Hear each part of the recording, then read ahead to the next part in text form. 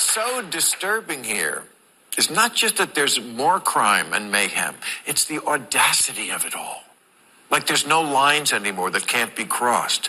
Like don't walk on a stage during a live show.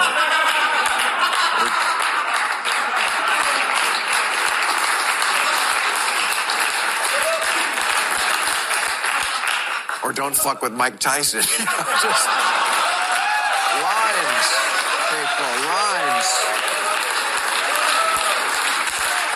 I mean, who needs the metaverse when you can do whatever you want in real life? The police still need reform, yes, but we can't just allow them to be hunted and targeted for assassination, as has happened over 100 times in 2021. I know there are big issues behind crime, like income inequality and racism that need to be addressed. But let's not get so wrapped up in becoming great again or building back better that we forget not to become El Salvador.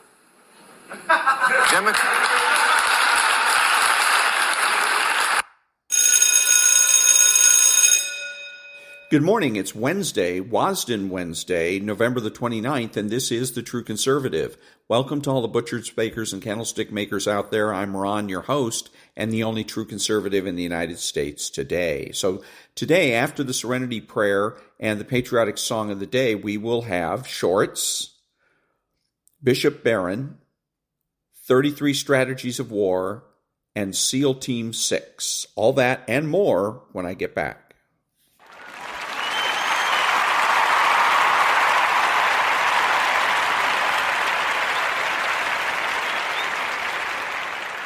God, grant me the serenity to accept the things I shouldn't change, the courage to change the things I should, and the wisdom to know the difference.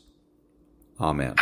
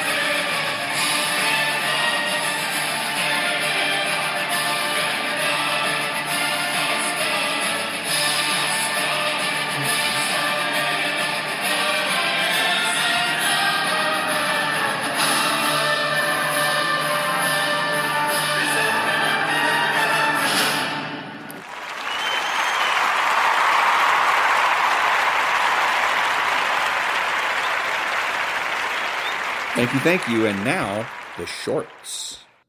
What is the punishment for pilots that eject from their jets? Well, they can be banned from flying forever. Let me explain. Today's ejection seats operate on a two-phase system. The first phase involves the pilot activating the ejection gun by pulling a handle, propelling the seat upward and out of the airplane. But the second phase is a rocket located beneath the seat, a blazing burst lasting around 0.2 seconds, firing the pilot and seat approximately 100 feet into the sky, safely away from the aircraft. However, when ejecting, pilots can experience forces of up to 16 Gs during the second phase. The consequences are severe, ranging from air blast bruising to leg fractures from hitting the cockpit, and neck injuries like whiplash.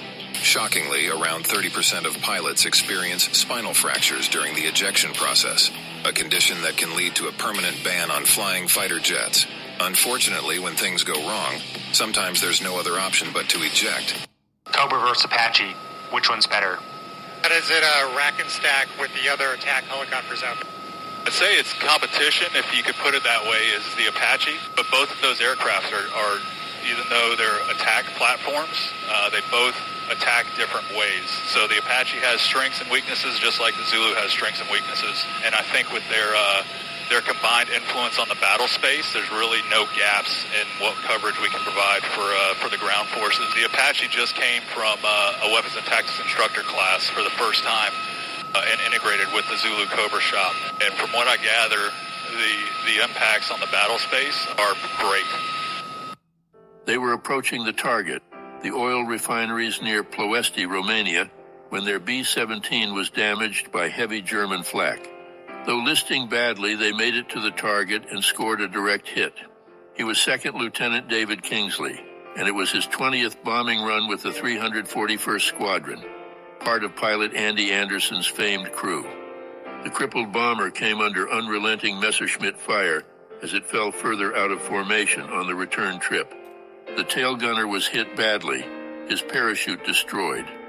Kingsley applied first aid and kept him alive while dodging a hailstorm of bullets. Without hesitating, he removed his parachute and hooked it to the bleeding tail gunner. Everyone evacuated except for Kingsley, who would perish in the crash. The rest of the crew became POWs and would survive the war. Lieutenant David Kingsley was awarded the Medal of Honor posthumously for sacrificing his life. 79 years ago, on October 18, 1944, Erwin Rommel was buried. Rommel had been in the German military since World War I, earning a reputation for bravery, aggression, and leadership. By World War II, Rommel commanded the 7th Panzer Division, where he demonstrated his bold blitzkrieg style in the invasion of France. Rommel's success landed him in charge of the Africa Corps, where he won many decisive victories, earning him the nickname the Desert Fox. Unfortunately, Rommel had been in contact with some of the conspirators of the July 20th assassination attack on the Führer. Though it is likely he had nothing to do with the attempt, the Führer gave Rommel the choice of a trial or suicide. Rommel chose cyanide suicide and died on October 14th. 4 days later, the state announced he had died of war wounds and gave him a state funeral with full military honors. The KF-21 Boromai is a very good fighter jet. It is a 4.5 generation multi-role fighter aircraft with a stealth design, active electronically scanned array radar, and infrared search and track system. It is also capable of carrying a wide range of air-to-air and air-to-ground weapons. The KF-21 Boromai is still under development, but it is expected to be one of the most advanced fighter jets in the world when it enters service in 2028. It is a significant threat to any potential adversary.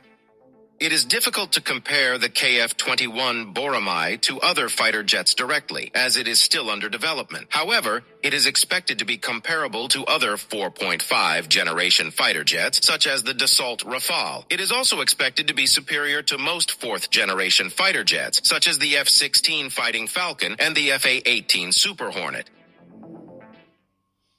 Operation Phantom Fury. The U.S. assault on Fallujah. Marines are agents of wrath to bring justice on evildoers. For a conventional army, this is the worst kind of fighting.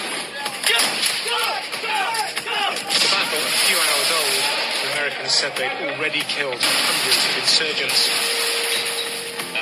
In 1984, a Soviet submarine carrying nuclear missiles collided with the USS Kitty Hawk, causing one of the most bizarre incidents of the Cold War. While U.S. forces trained in the Sea of Japan, a Soviet sub was tasked with closely following the Kitty Hawk. For several days, the Soviet captain stalked the aircraft carrier until bad weather set in and he lost track of it altogether. When the sub's captain rose to 10 meters to check the periscope, he suddenly came face to face with the 80,000-ton Kitty Hawk bearing down on him at a distance of less than 5 kilometers. He immediately called for an emergency dive, but it was too late.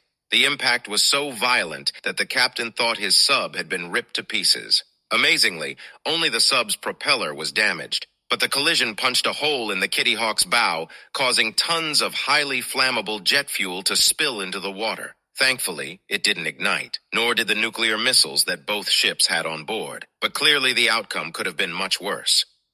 Since Ukraine received the first cluster munitions from allied countries, it has managed to significantly reduce the ability of Russian troops to hold the line. Thus, Russians' manpower and equipment successfully began to be destroyed, increasing the numbers of Russian losses in daily reports. Recently, many analysts in the media have raised the issue of cluster munitions for the HIMARS MLRs and their effectiveness for Ukraine. The main type of such ammunition has a range of about 27 miles, which will make it possible to destroy Russian targets more effectively. In addition, partner countries have very large stocks of such ammunition. For Ukraine, this would be a very effective and useful addition, which will bring victory much closer. So I will remind you, from this day on, each time you look at me, you will remember what staying silent in the face of evil means. Just like my grandparents and the grandparents of millions of Jews, from now on, my team and I will wear yellow stars.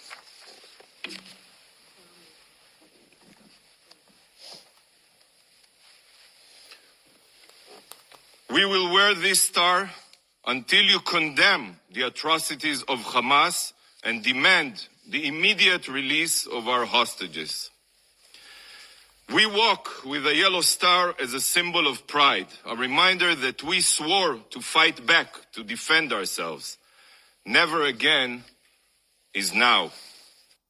On August 8, 1987, Iran spotted a P-3 Orion and sent an F-4 Phantom to shoot it down. However, due to the hot and humid conditions that day, 2 F-14 Tomcats flying over the Straits of Hormuz went undetected by their radar. But a U.S. Navy E-2C Hawkeye detected this Iranian F-4 and broadcast warnings, but got no response. The F-14s were alerted by the E-2C, and they immediately started racing in that direction. Meanwhile, the Iranian F-4 Phantom had locked up the P-3 and fired an AIM-72 Sparrow. A counterattack was quickly set up by one F-14 using an AIM-7F, but the missile fell from the Tomcat like a rock when its engine failed to start. 3 more AIM-7s were fired by the F-14 briskly. The F-4 rapidly dived toward the sea to avoid being hit, and the P-3 was able to avoid being struck by the F-4's AIM-7 because radar lock was broken. The F-14's AIM-7 detonated just meters behind the F-4, but the Phantom simply lost a fin and made it back to base. While the other 2 AIM-7s also failed because the F-14 Tomcats disengaged to the west. And that was the shorts. Back in a minute.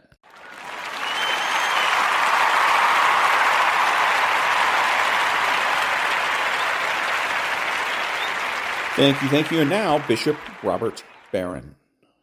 I can't tell you how many times I heard this little adage. It's not about what you do, it's who you are. It's not doing that matters so much, it's being that matters. I mean, I'll admit there's something to that distinction. Sure, I get it. At the same time, I've always felt that distinction is simplistic, as though we can simply divorce our being from our action. When, in point of fact, I think our being is deeply influenced by our acting and by our doing. Work has a lot to do with the kind of people that we become. In our moral choices, we make ourselves the people that we are becoming. And in a similar way, in the work that we do, we become the people that we are meant to be.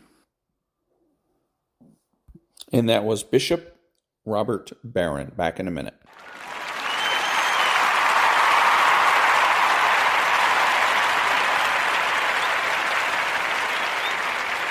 Thank you. And now, some more from the preface of the 33 Strategies of War.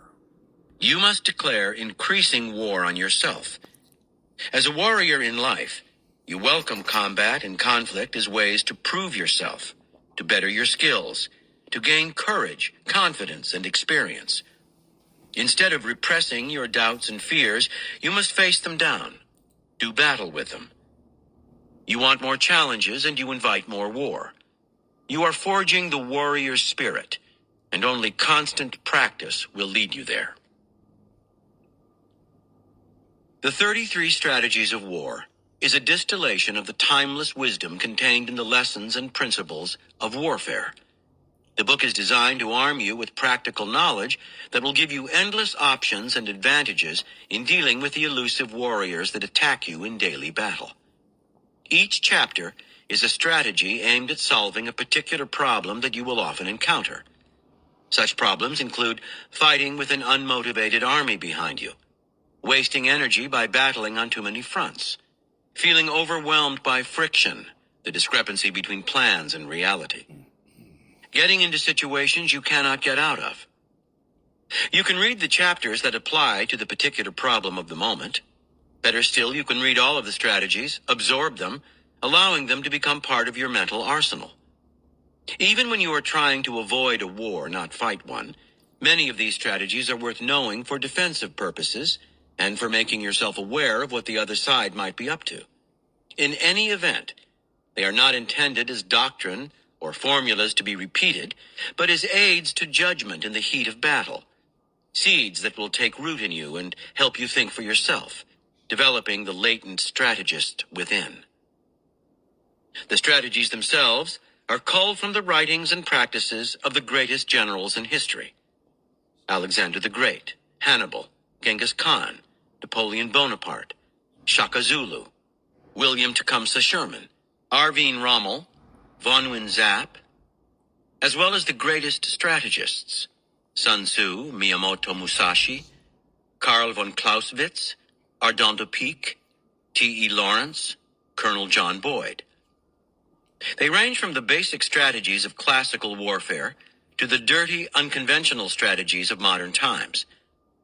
The book is divided into 5 parts: self-directed war, how to prepare your mind and spirit for battle; organizational war, how to structure and motivate your army; defensive war, offensive war, and unconventional, dirty war. Each chapter is illustrated with historical examples, not only from warfare itself, but from politics: Margaret Thatcher; culture, Alfred Hitchcock; sports, Muhammad Ali; business, John D. Rockefeller, showing the intimate connection between the military and the social. These strategies can be applied to struggles of every scale: organized warfare, business battles, the politics of a group, even personal relationships. Finally, strategy is an art that requires not only a different way of thinking, but an entirely different approach to life itself. Too often there is a chasm between our ideas and knowledge on the one hand, and our actual experience on the other. We absorb trivia and information that takes up mental space but gets us nowhere. We read books that divert us but have little relevance to our daily lives. We have lofty ideas that we do not put into practice. We also have many rich experiences that we do not analyze enough, that do not inspire us with ideas, whose lessons we ignore. Strategy requires a constant contact between the two realms. It is practical knowledge of the highest form. Events in life mean nothing if you do not reflect on them in a deep way, and ideas from books are pointless if they have no application to life as you live it. In strategy, all of life is a game that you are playing. This game is exciting, but also requires deep and serious attention. The stakes are so high. What you know must translate into action, and action must translate into knowledge. In this way, strategy becomes a lifelong challenge and the source of constant pleasure in surmounting difficulties and solving problems. Here are further reflections on the concept of strategy. By Arthur Schopenhauer, in Counsels and Maxims. In this world, where the game is played with loaded dice, a man must have a temper of iron, with armor proof to the blows of fate, and weapons to make his way against men. Life is one long battle. We have to fight at every step. And Voltaire very rightly says that if we succeed, it is at the point of the sword, and that we die with the weapon in our hand. From the Book of Job. The life of man upon earth is a warfare. By Vegetius, in the 4th century A.D. Let him who wants peace prepare for war. By Helmut von Moltke. Strategy is more than a science. It is the application of knowledge to practical life, the development of thought capable of modifying the original guiding idea in the light of ever-changing situations. It is the art of acting under the pressure of the most difficult conditions. From the Iliad by Homer. Well then, my boy, develop your strategy so that prizes in games won't elude your grasp. Strategy makes a better woodcutter than strength. Strategy keeps a pilot's ship on course when crosswinds blow it over the wine-blue sea. And strategy wins races for charioteers. One type of driver trusts his horses and car and swerves mindlessly this way and that, all over the course without reining his horses. But a man who knows how to win with lesser horses keeps his eye on the post and cuts the turn close, and from the start keeps tension on the reins with a firm hand as he watches the leader. From the Bhagavad Gita. The self is the friend of a man who masters himself through the self. But for a man without self-mastery, the self is like an enemy at war.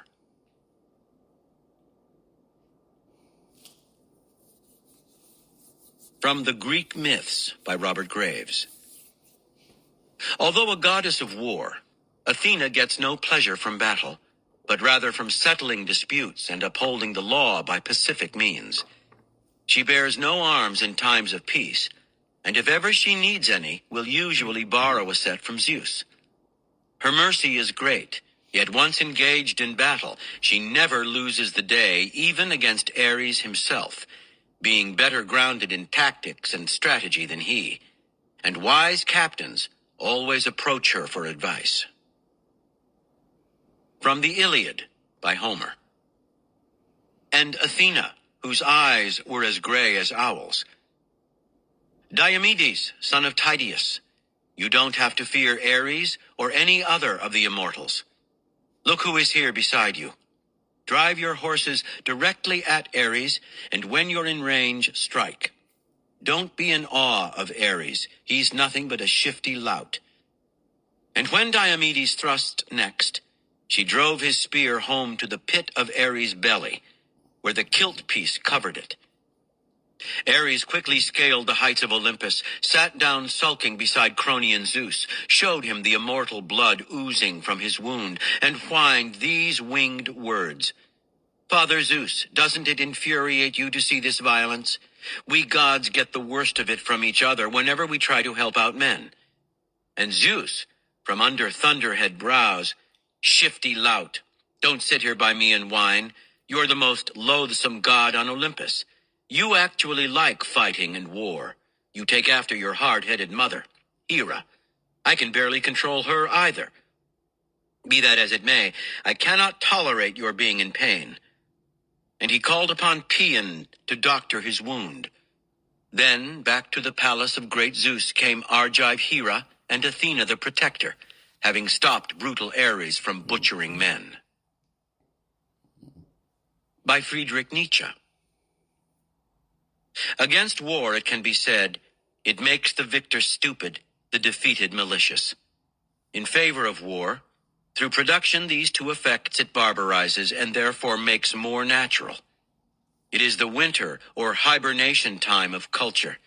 Mankind emerges from it stronger for good and evil. By Fyodor Dostoevsky. Without war, human beings stagnate in comfort and affluence and lose the capacity for great thoughts and feelings. They become cynical and subside into barbarism. And lastly, by Ralph Waldo Emerson. Nature has made up her mind that what cannot defend itself shall not be defended.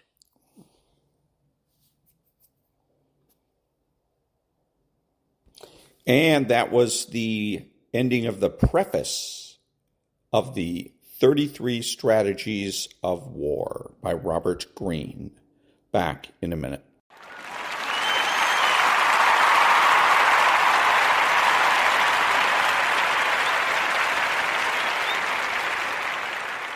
Thank you. And now, SEAL Team 6. SEAL veterans had often talked about how reassuring it felt when their machine gun fired in battle. We're trained to use surprise, speed, and violence of action to win battles. In our convoy, we weren't surprising the enemy and couldn't move faster than the Humvee in front of us. The 50 helped us with the violence of action. Its barrel glowed from the steady stream of bullets pouring out, chewing through concrete, metal, flesh. It literally knocked out walls. Yeah, the 50 is kicking ass. Unfortunately, the enemy had 50s, too, bolted to the beds of their pickup trucks, courtesy of Osman Otto's garage. The trucks ducked in and out of alleys, shooting at us. A helicopter gun blasted at the enemy, demolishing the side of a building. Somalis ran in all directions. Some screamed, some froze. Dead people and a dead donkey lay on the ground. Aidid's people are way better equipped than we thought. They fight better than we thought, and there are a lot more of them armed than we thought. Now I was afraid we were going to get our asses kicked. On my fear scale, the needle jumped past 3 and hit 5. Anyone who says he wasn't scared in combat is either an idiot or a liar. Everyone becomes scared. It's a healthy fear. I'd never want to go into combat with someone who wasn't a little afraid. What makes a warrior is being able to control and focus that fear. He develops this ability to control fear by believing he can control fear. This belief is gained by having overcome fear in previous experiences, seeing teammates overcome such fears, knowing that he is an elite warrior, and channeling that anxious energy to boost his performance. In our convoy, we had wounded men in every vehicle. We still wanted to rescue Velvet Elvis and his crew in the downed Super 6-1. Nearing a road where a couple of Rangers lay wounded, I thought, what the hell is wrong with these Somalis? We're here to stop the civil war so people can get food, and they're killing us. This is how we're repaid? I couldn't believe it. I pulled our Cutvee off the road and stopped. The first Ranger I picked up was shot in the leg. We loaded him in the back of our Cutvee. Then we loaded the other one, who'd been shot in the web of his hand. Not such a debilitating injury. As I returned to the driver's seat, I looked back. The Ranger, with the wounded leg, was helping resupply us with ammo while the other Ranger sat there in a daze with his head down staring at his wounded hand. The Ranger resupplying us with ammo was hit again, this time in the shoulder, but he kept feeding us ammo in the front. Then a round tore into his arm. He still kept feeding us ammo. Meanwhile, the Ranger who'd been shot once through the web of his hand remained out of it. The needle on his fear meter stuck on 10. He was the only Ranger I saw back down from the fight. Then again, it's not every day a person gets shot. His reaction of shock is understandable. He was just a young kid in a horrific battle. Considering some of their youth and lack of experience, all of the Rangers fought bravely. Stepping hard on the accelerator, I caught up with the rest of the convoy. It turned right on a dirt road. When the first Humvee slowed down at the intersection, each vehicle behind was forced to slow down, creating an accordion effect. Then we turned right again toward the south, but we had just come from the south. I was getting pissed at our ground convoy leader, Lieutenant Colonel Danny McKnight, but I didn't know he was just doing what the birds in the sky told him. The Orion spy plane could see what was happening, but couldn't speak directly to McKnight, so it relayed information to the commander at JOC. Next, the JOC commander called the command helicopter. Finally, the command helicopter radioed McKnight. By the time McKnight received directions to turn, he'd already passed the road. All I knew was that I was getting shot at again, holes being poked into the holes of our Cut-V. Our men in the back were getting hit. Holy crap, I wanted to stomp the accelerator to get out of the kill zone, but I could only go as fast as the Humvee in front of me. I shot militia coming at us from the side streets. Trying to drive and shoot militia ducking in and out of side streets, I'd be surprised if I had as much as a 30% kill rate. People in buildings on the second floor shot down at us. I took some time to get into my ACOG scope, lining up the red dot on my first target and squeezing the trigger. One enemy down, then another. The bad guys had thrown up burning roadblocks and dug trenches to slow us down. While the convoy tried to drive through and around the roadblocks, the enemy ambushed us. Ahead and to the side of us, 5 women walked shoulder to shoulder, holding their colorful robes out to both sides, advancing toward the convoy. When a Humvee reached the ladies' position, they pulled their dresses in, and the men behind opened fire with their AK-47s on full auto. Later, they tried the same tactic on our Cut-V. For the first time in the firefight, I flicked my selector switch to full auto. With one hand on the wheel and the other holding my Car-15, I fired 30 rounds, cutting down the women and the 4 armed militia hiding behind them. Better to be judged by 12 than carried by 6. Then over the radio, I heard that an RPG had taken down a Black Hawk piloted by Mike Durant. The word came down from the command helo to rescue Velvet Elvis first, then move on to Mike at the second crash site. We stopped on the street, set up a perimeter, provided first aid, replenished ammo, and figured out what to do next. A medic bandaged the ranger's shoulder and arm and the other guy's wounds in our Cut-V. Some rangers looked like zombies, shock in their eyes. A Delta operator came over. I took a hit. Can you take a look at my shoulder? A shot had clipped the hard armor plate in his back, but it didn't take him out of the fight. The 50 cal machine gunner in another Humvee wore an armored vest, good for resisting small caliber rounds. He had also inserted a specially designed 10-inch by 12-inch ceramic plate in the front for protection against heavier rounds like the AK-47. However, he hadn't worn a plate on his back. Probably like many other soldiers, he considered the extra plate in back too hot and too heavy. Besides, most shots are from the front anyway. He rolled the dice and lost.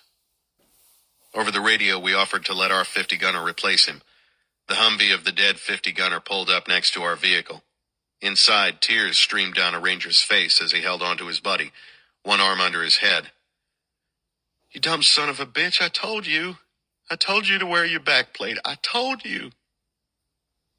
They pulled the dead gunner out and our gunner replaced him. Without a qualified 50 gunner like our Ranger, their Humvee would have lost the ability to use its hardest hitting weapon.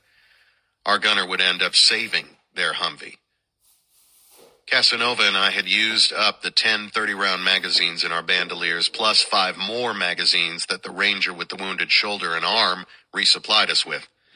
Because both of us carried the Car-15s, which used the same 5.56 millimeter ammo as the Rangers in our Humvee, they could resupply us with their ammo stockpile in back.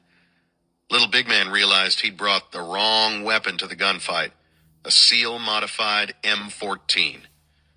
Nobody had extra 7.62 ammo for Little Big Man's depleted M14 rifle. The convoy moved forward, and we turned left, heading east, then left to the north. I didn't know that McKnight was hit with shrapnel in his arm and neck. We stopped. McKnight radioed the command helo for directions, but miscommunication would send us on the wrong path again. The convoy continued north to Armed Forces Road and made a left. I also didn't realize that Dan Schilling had taken over for McKnight while he was wounded. Dan succeeded in bypassing the convoluted communication loop and communicated straight to one of the helos. When Dan told them to vector us to the crash site, he assumed the helo knew we were headed to Velvet Elvis at the first crash site, but the helo assumed we were headed for the nearest one, Mike at the second crash site. We turned left on Hulwadig, heading near the Olympic Hotel and the Target building. The convoy had gone around in a complete circle. We'd showed our hand to Aidid's people during previous assaults, then launched the current assault during daylight, and now I was getting shot at again. I was beyond pissed. SEAL Cadre had taught us, if you live through one ambush, go home, get in your rocking chair, and thank God for the rest of your life. I remembered Commander Olson slapping me on the shoulder before we left the compound. Shouldn't take long. Yeah, right. These are the same booger eaters who were shooting at us a while ago. What the hell is McKnight doing? Hey, dumbass, we just did this. It didn't work out too well the first time. While there was confusion on the radio about whether we were heading to the first crash site or the second, I heard that a crowd was closing in on Mike Durant with no ground forces in the area to help. And I remembered what happened to the Pakistanis when a crowd descended on them. They were hacked to pieces. The first time Aidid's men ambushed our convoy, they killed some of our guys and wounded more, but we had pulled out a can of whoop-ass on them. Corpses lay everywhere. Now the enemy ambushed us a second time. Dumb bastards. They paid a hell of a price. In particular, our helicopter guns and rockets sent bodies and body parts flying. During the fight, I called for more helicopter fire to get the enemy off our backs. A pilot answered, "We're Winchestered." They had used up all their ammunition, including the 20% they were supposed to keep in reserve to defend themselves during the return to base. I was counting on that extra 20%. Even though they were out of ammo, the pilots buzzed over the bad guys almost low enough to hit them with the skids. The enemy turned away from us and directed their gunfire at the helos. While the booger eaters aimed at the sky, we shot them. The pilots didn't just do that once. They did it at least 6 times that I remember. Our Task Force 160 pilots were badass, offering themselves up as live targets, saving our lives. As I drove, I ran out of ammo in my car 15. I let it hang from the battle sling harness to me and drew the 6-hour 9mm pistol from the holster on my right hip. Our convoy slowed down, and a booger eater emerged in a doorway, aiming his AK-47 right at me. I brought my 6-hour across, double tap. I'd made that double headshot over 1,000 times in training. Under the present combat conditions, I rushed the shot. Miss. Adrenaline pumping at full blast, the world seemed to decelerate around me. The booger eater pulled the trigger in slow motion. The bullet hit my right shin bone, practically blowing off my lower right leg. His bolt went back, the empty casing ejected. This guy ain't playing around. I took an extra half second and got on my front sight. Like John Shaw says, smooth is fast. Double tap, both rounds hit him in the face. If I'd have taken that extra half second the first time, I could have capped his ass and saved my leg. Our cut V slowed down. What the hell is wrong with our cut V? I tried to stomp on the accelerator and couldn't. Looking down on the floorboard, I saw a big toe pointing behind me. I didn't even realize it was my leg twisted inward. Surely I'd be in a lot more pain if it was my leg. I tried to step on the accelerator again. My right foot flopped. Son of a bitch, that's my leg. Reaching with my left foot, I jabbed the accelerator. Wow, this is really some serious crap. I better get on top of my game. Even though this was my second time getting shot during the battle, I still embraced my own superhuman strength. My fear meter rose to 6, but it hadn't reached 10. I felt numbness more than pain because my nerve receptors had overloaded. Although surprised for the second time during combat, I still felt superior as a SEAL Team 6 sniper, Howard Wasden. I was furious with McKnight and called him on the radio. Get us the hell out of here. Finally, out of the danger zone, the convoy stopped to help the people who were leaking to stop leaking, feed our weapons more ammo, and plan our next move.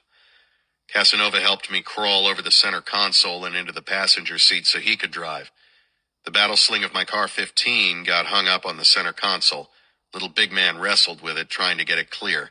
Whatever love he had for the M14 and its longer range seemed to have faded.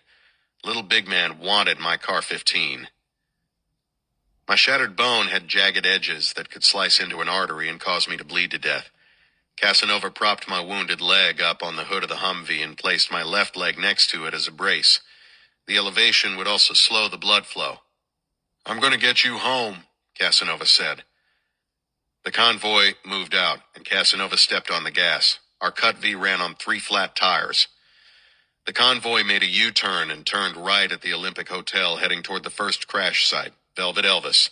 It was like the movie Groundhog Day, repeating the same actions over and over again. 5 or 10 minutes later, an enemy round shot through my left ankle. Unlike the fracture in my right shin where my central nervous system shut off the pain, this one hurt like a bitch. My fear level rose from 6 to 7. My emotions toward the enemy rocketed off the anger scale. They had taken away my superhero powers. Suddenly, I realized I was in trouble. True to form, our convoy missed Velvet Elvis at the first crash site. Again. Then we stopped. Guys stepped out of their vehicles and set up a perimeter.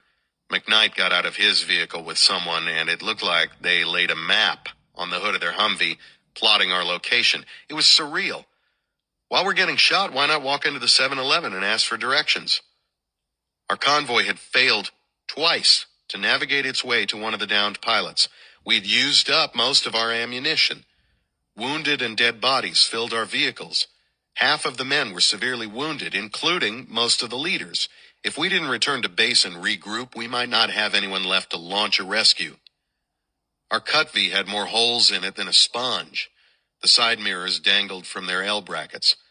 As the convoy moved forward again, our Cut V hit a landmine. The ballistic blankets covering the floor saved us from fragmentation. I would later be made an honorary member of the Kevlar Survivors Club.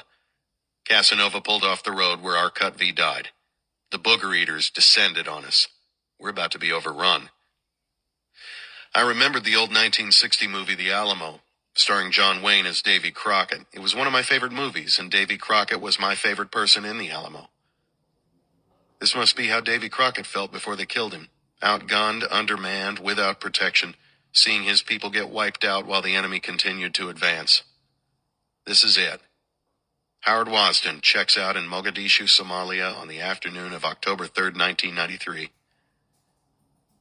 My one regret is I haven't told the people I love that I love them enough. During my time on Earth, it's what I should have done more of. The first 2 people who came to mind were my children, Blake and Rachel. I probably only told them I loved them about 6 times a year. Part of the problem was that with frequent training deployments and real-world ops, I just wasn't around for a large part of their lives. Even though I was married, now I didn't think of my wife, Laura. My relationship with the SEAL team had been more important than my marriage. I wanted to tell Blake and Rachel how much I loved them. My fear meter peaked at 8. It never reached 10. When you hit a 10, you can't function anymore. You succumb to the mercy of events going on around you. I wasn't dead yet. Firing back with my SIG, I tried to keep 6 or 7 of the booger eaters from surrounding us. Physically, I couldn't shoot effectively enough to kill anyone at that point. I'd used up 2 of Casanova's pistol magazines and was down to my last. Over the radio, I heard that the QRF were on their way to rescue us. 4 hours into the gunfight. Quick reaction force. What is their definition of quick? Our vehicle still disabled on the side of the road. I looked up to see the QRF drive past our road. Son of a bitch. We had a chance to get rescued, and there they go. They're going to leave us here to die. Then the QRF stopped and backed up with a deuce and a half. Thank God, at least they can see us. When they reached the road beside us, the booger eaters took flight.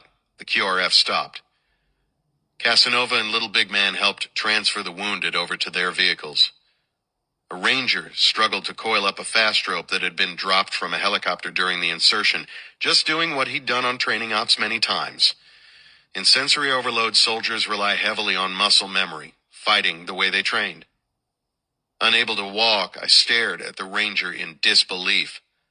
"This is not a training operation," I yelled. "Put the rope down, get your ass in the deuce and a half, and let's get out of here." The ranger continued trying to recover the rope, not conscious of the situation around him and not listening to verbal commands. I pointed my Sig Sauer at him. I won't kill you, but you will walk with a limp if you don't get your ass in that truck. The ranger looked confused for a moment before dropping the fast rope. He hurried into a vehicle. Finally, my guys loaded me into the 2.5. Be careful with him, Casanova said. His right leg is barely hanging on. We rode back to the compound unmolested by Aidid's forces. Arriving inside the gates, we met chaos. 40 to 50 American bodies laid out all over the runway, with medical personnel trying to get them through triage, figuring out the non-survivable from the survivable, the critical from the less critical, and attending to them accordingly. A ranger opened a Humvee tailgate. Blood flowed out like water. Casanova and Dan Schilling carried me to the triage area. Still in daylight, the medics stripped off all my clothes and treated me. They left me lying naked on that runway covered with bodies. Exposed. Once again, death had just missed me. Like it missed when the enemy shot down the QRF helo, killing 3 men. Like it missed when Aidid's militia massed to attack us at Pasha. Like it missed when mortars bombed the CIA compound I had visited the day before. Like all the other misses. I thought maybe Casanova and I could have made a difference if we'd been riding in the QRF helicopter flight when the 3 men died. It hadn't occurred to me that maybe I could have been killed. It hadn't occurred to me that God was looking out for us. Now, 48 years old and not as cocky, I wonder, would I have been able to get the enemy before he got me? Maybe people would have been coming to my memorial ceremony. Before the Battle of Mogadishu, the Clinton administration's support for our troops had sagged like a sack of turds. They had rejected or removed M2 Bradley infantry fighting vehicles, M1 Abrams tanks, and AC-130 Spectre gunships. The Clinton camp was more interested in maintaining political points than keeping some of America's finest troops alive. During the Battle of Mogadishu, 18 Americans were killed and 84 wounded. Also, 1 Malaysian died and 7 were injured. 2 Pakistanis and 1 Spaniard were wounded too. In spite of only about 180 soldiers fighting against nearly 3,000 of Aidid's militia and civilian fighters, we captured Omar Salad, Mohammed Hassan Awale, Abde Yusuf Hurs, and others. Thousands of Aidid's clan members were killed, with thousands more wounded. They depleted much of their ammunition. A number of the chieftains evacuated in fear of America's inevitable counterattack. Some were ready to turn in Aidid to save themselves. 4 fresh SEAL Team 6 snipers from Blue Team were on their way to relieve us. Delta's Alpha Squadron was gearing up to relieve Charlie Squadron. A new batch of Rangers was coming too. We had broken Aidid's back and we wanted to finish the job. In spite of the gains, President Clinton saw our sacrifices as losses. Even though we could have finished the job of taking down Aidid and getting food to the people, Clinton turned tail and ran. He ordered all actions against Aidid stopped. 4 months later, Clinton released Osman Atto, Omar Salad, Mohammed Hassan Awale, Abde Yusuf Hurs, and the other prisoners. Whiskey Tango Foxtrot. We had spent so much time working with local Somalis to build their trust, to convince them that we would be with them in the long run. Many of these Somalis risked their lives to help us. Some endangered their families. Our former Somali guards at Pasha joined in the Battle of Mogadishu, loyal to the end. Only one of them survived. Other Somalis died on our side trying to stop Aidid. We left our Somali friends dangling in the breeze. I felt like our sacrifices had been in vain. Why did they send us if they weren't willing to finish the job? We shouldn't have become involved in Somalia's civil war. This was their problem, not ours. But once we committed, we should have finished what we started. A lesson we are required to keep relearning over and over again. Somalia lost the assistance of the international community to bring peace and food to the country. Chaos and starvation spiked sharply. Aidid tried to downplay his losses, but he would never rule over a united Somalia. He died in 1996 during an internal battle against his evil genius, Osman Otto. And that was the end of the Battle of Mogadishu from SEAL Team 6 by Mr. Wasden, Howard Wasden. Back in a minute.